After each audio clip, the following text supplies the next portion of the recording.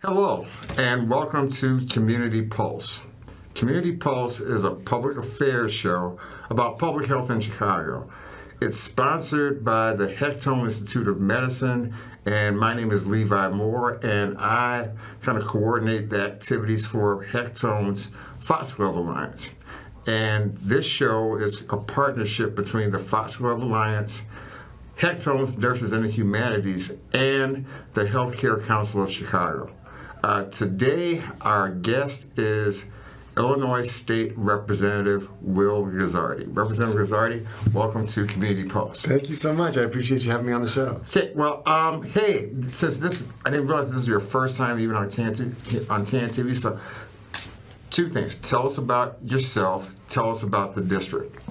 Great. So I represent the 39th district, which is on the northwest side of Chicago. It's all in the city of Chicago. And the district takes in neighborhoods, some of Bucktown, Logan Square, Hermosa, Avondale, Belmont, Cragen. So the northwest side, I've been representing the district since 2015. So this is my 9th year in the General Assembly. Wow. I'm not originally from Chicago. I grew up in Chapel Hill, North Carolina. I came here after college, and when I moved here, I really thought I was going to be a writer. I got a job doing local news for the Huffington Post in Chicago. They had like a local news page at the time, and I really got to learn a ton about the city that way, just reporting on different things happening in politics and government, in food and sports. I mean, we really tried to cover the whole gamut. So it was great. It was an incredible education in this amazing city just from an early age. And that's how I got connected into politics. I covered some electoral campaigns that happened around that time, and I got to know some of the folks who were working on those races. And it was also the time of a very serious budget crisis in Illinois. It wasn't the Bruce Rauner budget crisis, which was still to come, but it was during the years of Governor Quinn's tenure, and the state had this budget shortfall. And I was reporting about a lot of the nonprofits and social service agencies in my community who were really struggling with this budget crisis because, you know, they rely so much on these state dollars.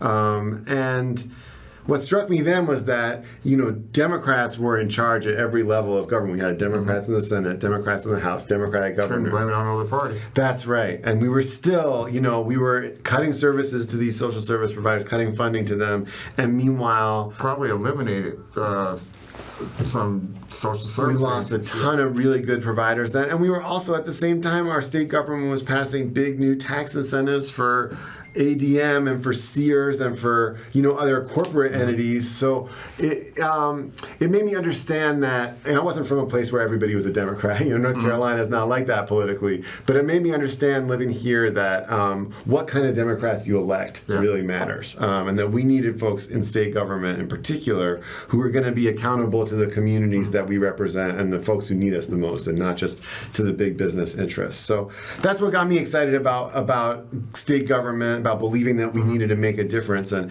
so I ran for office for the first time in 2012. I lost my first election, and then I ran again in 2014, and I won. And so I've been in office ever since then.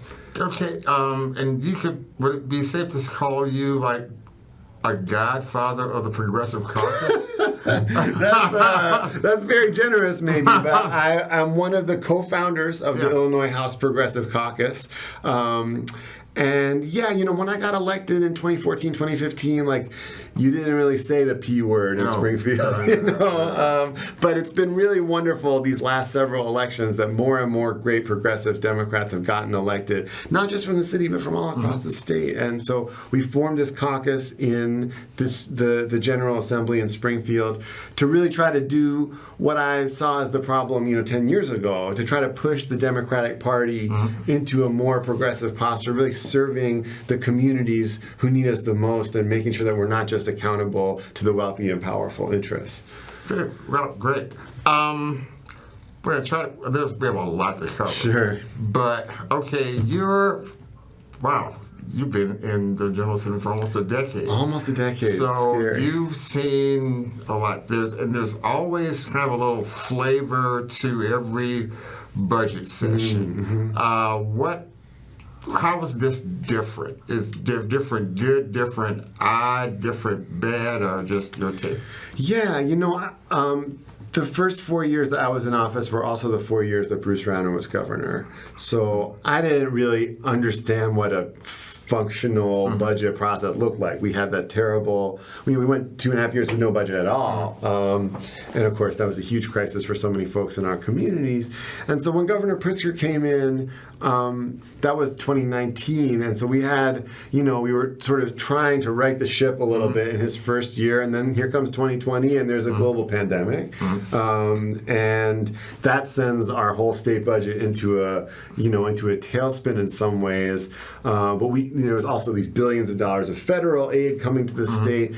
So even in this being my 9th year, I haven't seen that many sort of normal budget years. And I would say this year, what the governor is really focused on in the last 4 or 5 years now has been trying to restore fiscal stability to the state after the disaster of Bruce Rauner, right? And we've had a really nice sequence of credit rating bumps. That's right. That's right. The banks and the bond houses, they see it, right? They see that we're making investments where our community really needs it, and we can talk some about where the state made really key investments this year, but also doing so within the constraints of the budget that we have to operate in, right? Like, we're not the federal government. We can't print more money, right? We have to rely on the revenues that we take in. And so I think we've passed a number of budgets, and this year's not an exception, where we've really made key investments in areas that folks really need us to invest in, while also working within our means as a state. Now, Community Pulse is about public health in Chicago. Yes. So what were some of the big, more significant pieces of legislation related to healthcare that passed? Yeah, well, I want to talk some about the budget investments that we made, because those are also really important in terms of the public health landscape in the city of Chicago and across the state of Illinois. One of the big challenges that we've seen over the last several years, and it's been really exacerbated in the last couple of years, has been the inadequacy of our compensation to healthcare providers. So, the state, because we operate the Medicaid program, we set these reimbursement rates, so many providers depend on how much money the state is willing to pay for various services through the Medicaid program. And we also contract with a lot of direct service providers who work in our community, providing care to adults with disabilities who live in community settings, providing mental health treatment services to folks in community. And just forever, those rates have been too low, and they haven't allowed folks to get paid a basically living wage.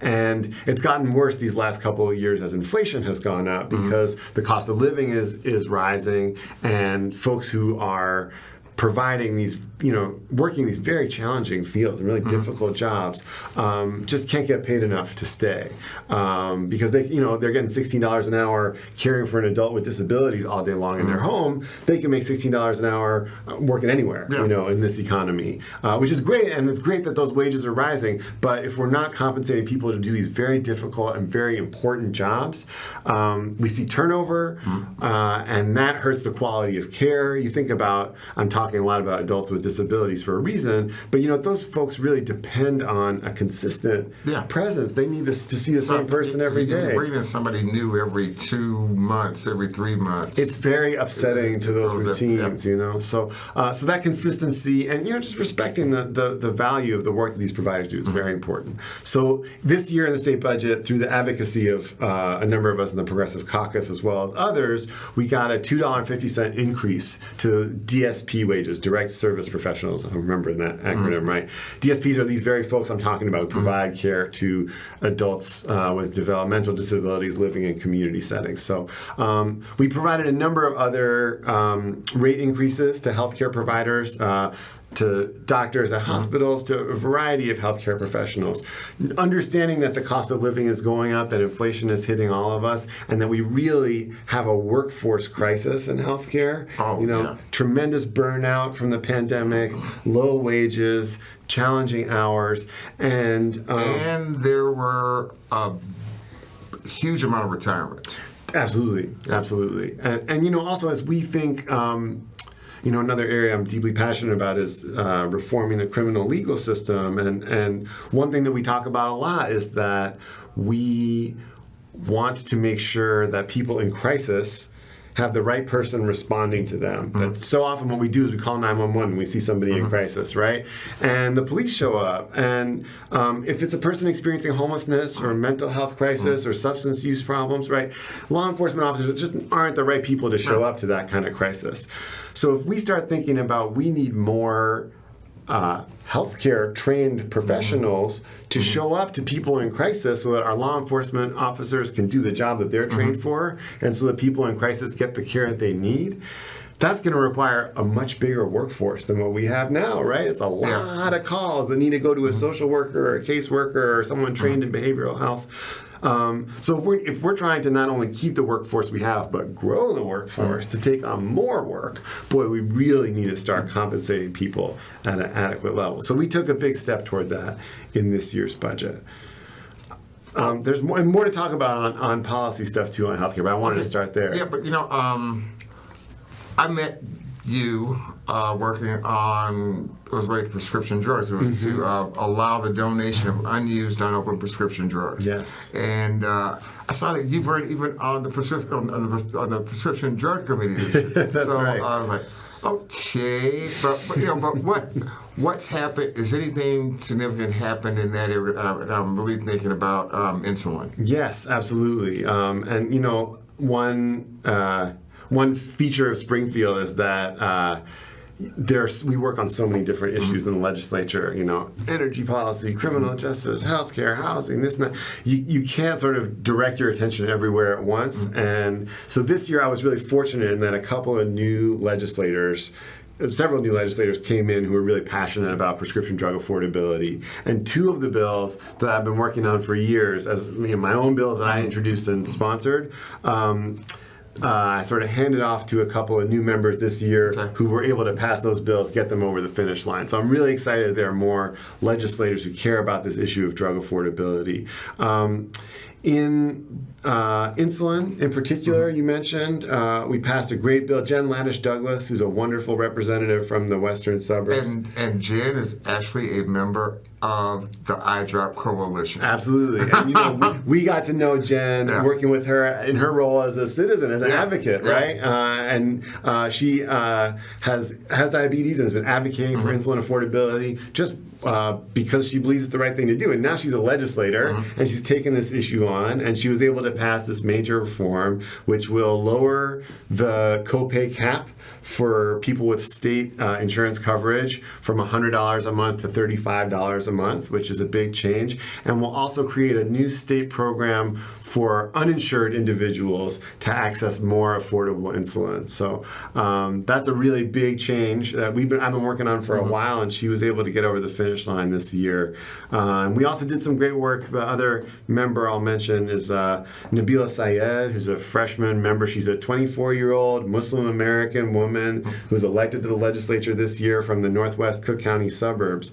And she passed a measure that, again, I've been working on for years and years around generic drug affordability. So you might remember there was a guy who was in the news a while ago, the Pharma Bro. You remember this guy, Martin Shkreli? Oh, yeah. Right. So what he did was he acquired the rights to an off-patent drug and realized that he could kind of corner the market on this drug. It was for a relatively rare condition, and he could charge whatever he wanted because people needed it in order to survive. And so, he increased the price from, I forget what it was, $150 to $5,000, something like that. It's pretty much a pharmaceutical robber baron. Exactly, right? And he was, he went, ultimately was tried and convicted. But this happens a lot in the generic and off-patent drug space where even though we think of generics as being cheaper, and in many cases they are, but sometimes with these niche conditions, like once a drug goes off-patent, it can be acquired by kind of a speculator like this guy was, and then they might see, well, okay, we actually have a big share of the market here, so we can charge a much higher price for it, not because we're making some scientific innovation, but just because we can. So this law will empower the Attorney General of Illinois to go after price gouging in generic and off-patent drugs. And we really think this is going to be a powerful enforcement tool here in Illinois to help make sure that these companies can't get away with that kind of behavior. Okay, I definitely want to ask you a question about this one. It's a bad area of convergence that's impacted a lot of the Fossil Alliance members and iDrop members. Okay, you have this situation where we've got a lot of people seeking asylum and refugee status come to the state. We also have not really figured out the homeless problem. Yes. And we're going to have Medicaid redetermination. Yes. And I'm definitely thinking about the Illinois Association of Free Clinics, but even like the Illinois pharmacists, a lot of them are very sensitive to this. Yes. A lot of them are being approached to go into to be in kind of rapid response units. I know community health, the night ministry, and it's just, well, there is maybe a little light at the end of the tunnel, and I was thinking about the Illinois Healthcare Exchange. But can you tell us about, and it's funny, when this first was coming through, I haven't told us, no, Representative Guzzardi told me about this when it was before the pandemic. He said, this is going to be one of Governor Pritzker's priorities. And, the pandemic, we all kind of forgot everything. Right. And I said, okay, this was going to be one of Governor Pritzker's legacy things. So can you tell us about that? Yeah, I'll talk a little bit about the state-based exchange, but I really do want to talk about the larger question you brought up too, about these converging forces acting on our public health system. And the state-based exchange is a very exciting platform, you might say, that the state has up to now in order to implement the Affordable Care Act. We've relied on the federal health insurance exchange. And that ties our hands a little bit in terms of what kind of rules we can implement for plans that are on that exchange. And when we take it over, when it becomes a state-based exchange instead of the federal exchange, we're going to be able to do a lot more with ensuring that certain types of plans are made available to people who are shopping on the exchange. It's really it's a big innovation, and we're not going to see the effects of it for a couple of years because it's going to take us some time to set up the exchange, right? But I think once we take it over, once it becomes the Illinois state-based exchange, we're going to see a real improvement in the quality of insurance offerings for people who are shopping on the exchange. But just to speak more broadly for a quick second, I think the challenges you mentioned, homelessness, new arrivals, Medicaid redetermination, these are real challenges facing a lot of our providers and a lot of our communities. And I think that the most important thing that we can do, and I'll tell you about how the state addressed this a little bit, is to remind ourselves and remind our neighbors that this is not a zero-sum game, and that we have enough resources in this city and in this state to take care of the folks who've been here for a long time and the folks who are just showing up. That we have to be a welcoming state. There's some ugly situations. Ugly, divisive rhetoric. And you understand it to a certain degree, right? It's like folks who are saying, our communities have been here in desperate need for such a long time. Where's the emergency mindset for us, right? Where's the sort of influx of resources to address the needs of our communities? And that's real. Yesterday I was at a summit, the Home Illinois Summit, and I'll talk about Home Illinois because it's really important. But we have a state chief homelessness officer. Her name's Christine Haley. It's a new position that Governor Pritzker created. We just enshrined it into law this year with some new legislation. And she told a story of her great-grandparents coming to Illinois as part of the Great Migration, a black family from the South coming to the Chicago area. It's a very common story. And connected it to the story of the folks who are arriving today and talking about the need for us to be a state that welcomes people seeking refuge, seeking to flee from violence and persecution, the way her ancestors fled from that same kind of violence in the American South. But Home Illinois, I said this is the Home Illinois Summit, Summit. Christine Haley is the Chief Homelessness Officer. She oversees Home Illinois. It's a new program that we launched this year. It's a $200 million investment from the state to prevent and end homelessness. And that investment will serve both new arrivals and existing homeless population. And it's really important that we make it clear that if we have the will, then we have the resources to serve both of those populations and make sure that everybody in Illinois is stably housed and has health care. I remember in a previous life when I was with the National Veterans Art Museum, it was shocking. The majority of homeless men in Chicago were Vietnam veterans, Yeah. which is just a jaw-dropping situation. But it's good that that's being addressed. Yeah. But now, let's talk about some bills that you took over the finish line. Yes, I'd be happy to. And one of the great things about this job is that as a legislator, you get to touch on a lot of different areas, right? Like I mentioned before, we legislate in a lot of different topics. And so, I worked on a wide range of legislation this year. I mentioned already some of the prescription drug legislation that I was supporting some of my colleagues working on. Another issue that you and I have worked together on is this fentanyl test strips issue. Access to these testing strips are kind of a lot like COVID tests that you can use at home to test to see if a substance or a product has been tainted with fentanyl, which we know is the cause of a lot of accidental overdose deaths. People are using a substance that they don't think contains fentanyl, but it does. It can be very harmful, and we were able to pass legislation that will expand the access to those test strips so that we can get them out into the community and make sure that our folks stay safe. I worked on legislation allowing folks who teach at charter schools to form unions more easily, allowing people who are victims of gender violence to seek damages against employers who are neglectful when their employees are committing gender-based violence. I worked on legislation about consumer protection. When an individual enters into a consumer contract, making sure that they know what their rights are and have legal recourse to protect themselves against predatory debt collectors. I worked on legislation in the housing area. We're really committed. I'm the chair of the housing committee in Springfield. Wow.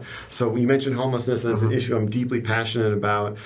We advanced legislation to expand the use of land trusts, which are an innovative tool to create permanently affordable home ownership opportunities in community. So, legislated in a wide variety of subject matter areas, and it's what makes the job fun. Did you pass something related to the gig economy? Yeah, for freelance workers. In fact, after I leave here tonight, we're going to have a celebration for the passage of this bill with a bunch of freelancers. We're going to get together. Well, just for our viewers, in case you didn't know, and believe me, I didn't know this until about 3-4 years ago. I think it was Alderman Anthony Beal brought this up. The largest employers on the south side and west side of Chicago are Uber and Lyft. Right. So it's and think about everybody that Uber drivers, Lyft drivers, DoorDash. So this impacts a lot of people. Absolutely. So what is what happened? Yeah, so the bill that we passed this year is just about providing some very basic workplace protections to people who aren't traditional employees, who are considered freelancers or independent contractors, to make sure that when they perform that work, they have a written contract, that they can enforce the terms of that contract, that they get paid within a reasonable period of time. And the trouble with this sort of gigification of the economy, right, is that so many of the traditional workplace protections that we've passed over the last century around the minimum wage, around child labor, the basic protections of the workplace just aren't afforded to people who are in this freelance space. So we have to try to make sure that our laws keep up with the changing economy and that we're holding employers responsible to providing for their workers. Well, back in the days, some of our younger viewers won't get this, but there are a lot of people who were in jobs they hated because they didn't want to lose their benefits. The benefits. So that was like one of the issues with the ACA coming in and said, okay, you can still have health care and leave that job that you can't stand to go to. Right. Was there anything that didn't get addressed in the budget session that you think you can take up and resolve in VO session? Yes, I think the one big piece that we left hanging out there, in my view, the thing I'm the most eager to get done is around, it's an affordable housing tax credit at the state level. So we need so much more housing in the state, hundreds of thousands of units, and it's so hard to find housing that you can afford. And once people do, they want to stay there, right? Because they found, so then that takes that that unit off the market, and there's one fewer unit for people to find. So we just need to really increase the supply of affordable housing. And the best tool by far in our toolkit is this federal affordable housing tax credit. It's called the Low Income Housing Tax Credit, or LIHTC. And that is responsible for creating thousands and thousands of units every year. Is this an incentive for the developer? For the developer. Okay. As long as they keep their rents below a certain level for 30 years running, it can't just be this year and then we raise it up next year. It's a 30-year commitment. Then they get this federal tax credit. And we want to have a state tax credit that matches that to encourage more of these developers to take advantage of it and not just build the market rate, $3,000, $4,000, $5,000 a month apartment, but really affordable family housing. Okay. Well, hey, I just got the signal that it's time to wrap up. And Representative Will Guzzardi, thank you so much for appearing on Community Pulse. Yeah. Once again, my name is Levi Moore, and I am one of a cadre of rotating co-hosts for Community Pulse, which is, once again, sponsored by the Hektoen Institute of Medicine. I want to thank the crew here with Not-for-Profit Services at CAN TV, and, have a good day, and be on the lookout for one of our next shows is either going to be hosted by Megan Phillip or one of the nurses in the humanities. Thank you.